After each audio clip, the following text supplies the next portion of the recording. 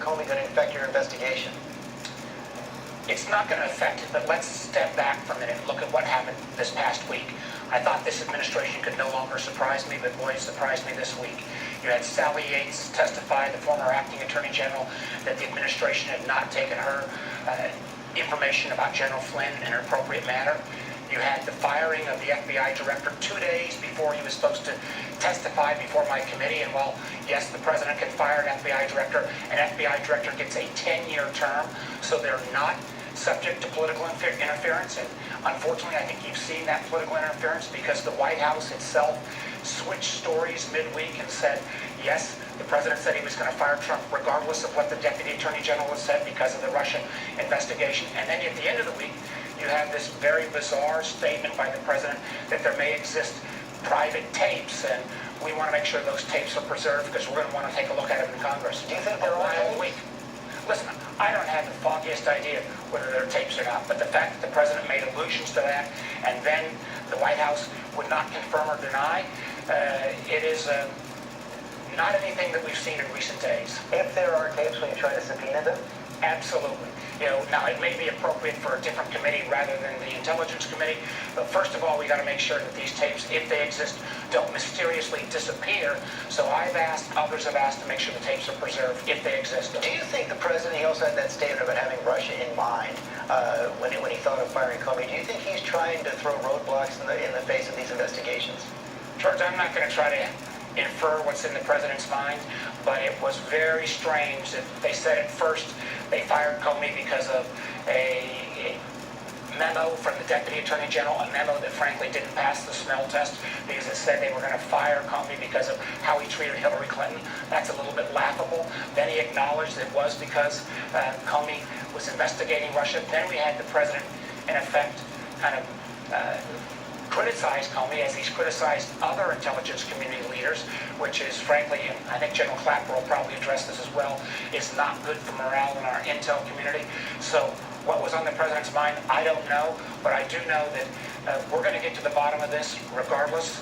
We're going to follow the facts. Chairman Burr and I have determined that. And the good news I saw this week was that Acting Director McCabe of the FBI has said he's going to put all the resources needed behind this investigation. It is a top priority for them, and they are not going to be dissuaded as well. James Comey declined your invitation to appear in closed session this Tuesday. Some reports that he wants to appear in public session. Have you invited him to an open hearing? We would love to have Director Comey appear in an open hearing. I think Jim Comey deserves his chance to lay out to the American public his side of the facts because how he was treated was pretty awful by this president. You say he was treated pretty awfully. It is true, however, that a lot of Democrats thought before this week that James Comey should go. Senator Schumer said he'd lost confidence in James Comey. You heard Hillary Clinton blame her loss in part on what James Comey did. Does the president have a right to feel that Democrats have turned around on this?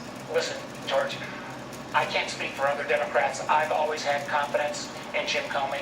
I think he made some mistakes last fall, but I've never lost that confidence. I know him. I think he's a straight shooter, and I think it's pretty remarkable, virtually unprecedented. One, that an FBI director is fired this way. Two, an FBI director being fired when he was leading the investigation into ties between Trump officials and the Russians. To fire him mid-investigation, boy, oh boy, that raises a whole lot of questions. Your predecessor on the Intelligence Committee, Senator Dianne Feinstein, and the number 2 Democrat in the Senate, Senator Durbin from Illinois, have both said that the Deputy Attorney General, Rod Rosenstein, should resign if he doesn't appoint a special counsel for the Russia investigation. Do you agree? I saw Deputy Attorney General Rosenstein this week. I said how disappointed I was with his actions, the fact that he had this memo that frankly was laughable, and I think the best thing that Rosenstein can do to protect his preserve his reputation, and actually do the right thing for the country is appoint this special prosecutor. What is the status of your investigation right now? You've put out subpoenas now to General Flynn. You're looking for financial documents from the Treasury Department on President Trump's income, investments, business dealings. What do you make of the fact that we had this letter this week from President Trump's lawyers saying that he had no income, debt, or equity investments from Russians? Is the committee investigating whether that's true? Do you accept it at face value? George, that letter was about as carefully crafted legalese as I've ever seen. And the remarkable thing was the letter was drafted and dated in March. He releases it now. To my mind, it raises more questions than it answers. And the truth is, I haven't thought that Trump has that many investments in Russia. I think it's the converse. How much Russian money has flooded in to Trump organizations, propped up Mr. Trump's organizations after the crisis, because that we don't have the answer to, and that's why we've asked the Treasury Department, the so-called FinCEN division, to provide all that information to the committee. And finally, have you seen any evidence so far that President Trump or his associates were colluding with Russia during the campaign? George, I'm not going to talk about where we are specifically at this moment, but boy, oh boy, there's an awful lot of smoke. I'm not saying there's fire at this point, but we're going to follow the facts wherever they lead. Senator Warner, thanks for joining us this morning.